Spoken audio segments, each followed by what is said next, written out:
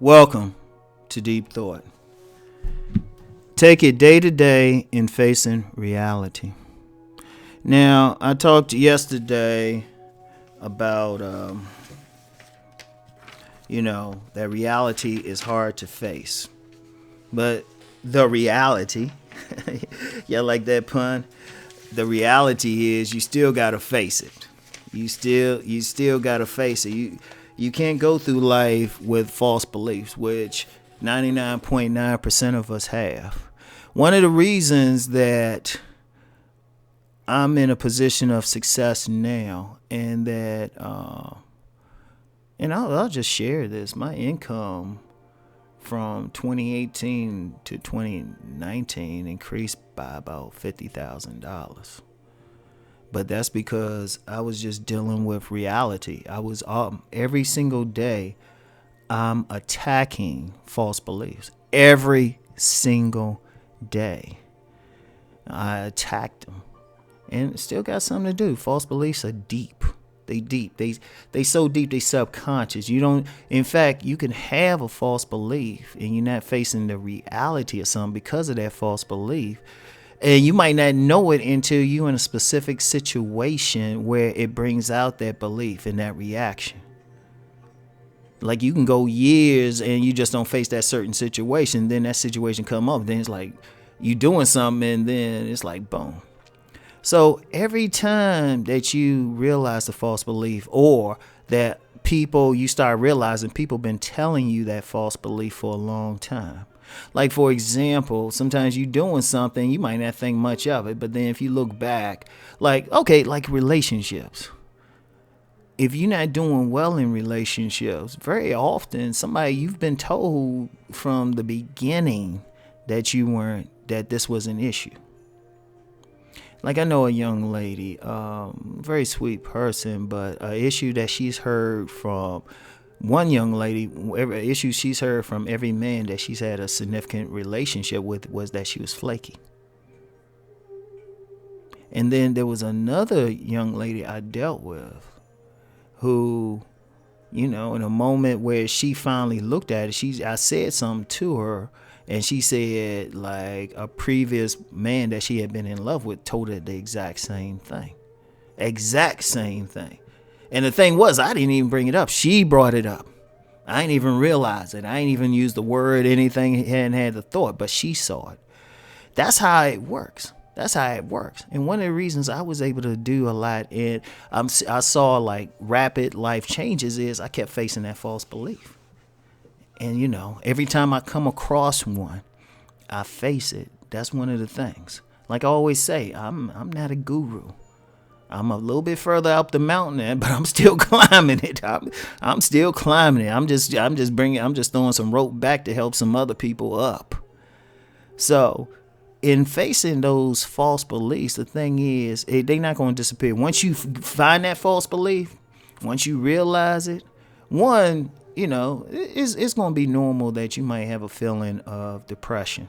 It's normal. Or you feel bad. Or you might even feel sick. There's been a couple times I would have like a false belief, and I finally face it, and I'd be like, I'd be feeling depressed, down, everything. But then I just grabbed the key to it was day to day, I would face it. I would deal with it.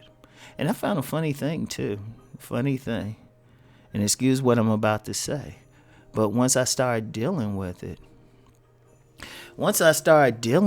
right, I was like, I would have like major bowel movements. It was like symbolic. It's like, excuse the term, letting shit go.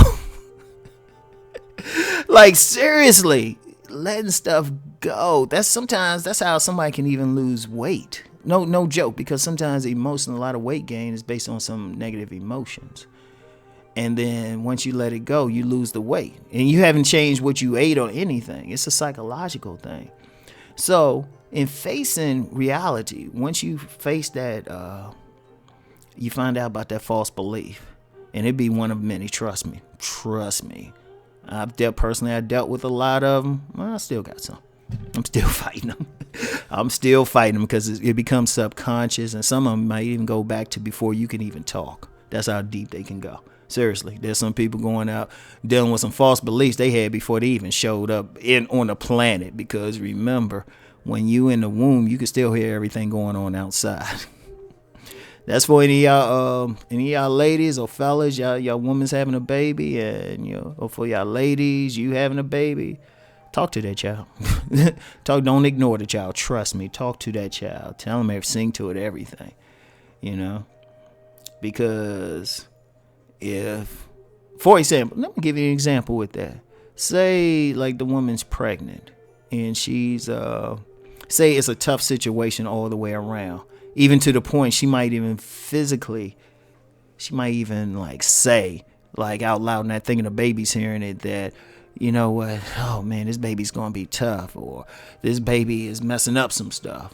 Now when the baby gets there, the woman might try to do as well, but the baby will probably come out like, oh, these people don't want me. And it'll be subconscious. The baby will grow up and everything, but then maybe have trouble connecting with people.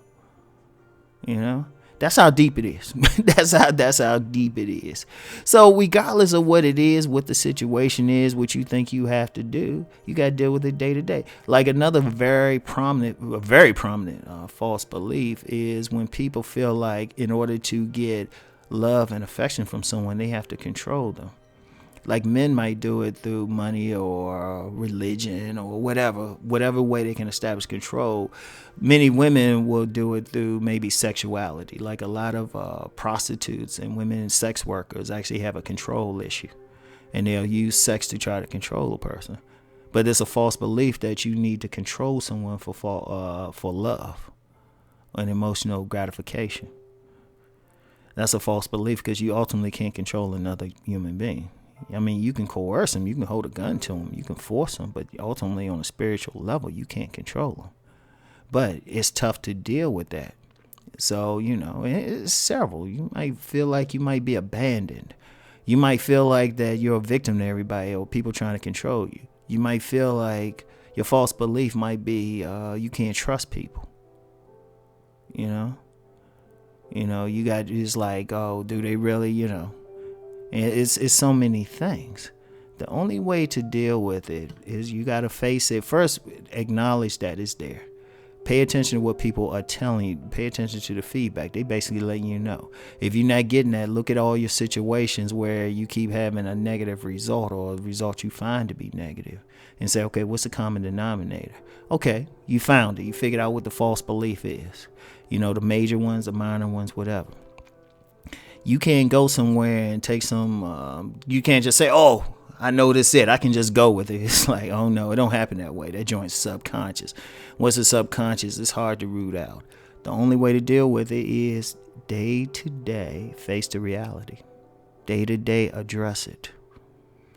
And you might not feel, you start doing it, it might not feel like you getting any results. Like, for example, I mentioned the control thing, which is a very prominent false belief in this society. Very prominent. A woman might think, okay, I'm gonna fight this. I'm gonna fight. I ain't going. I'm not going to try to control as much. I'm gonna let it go.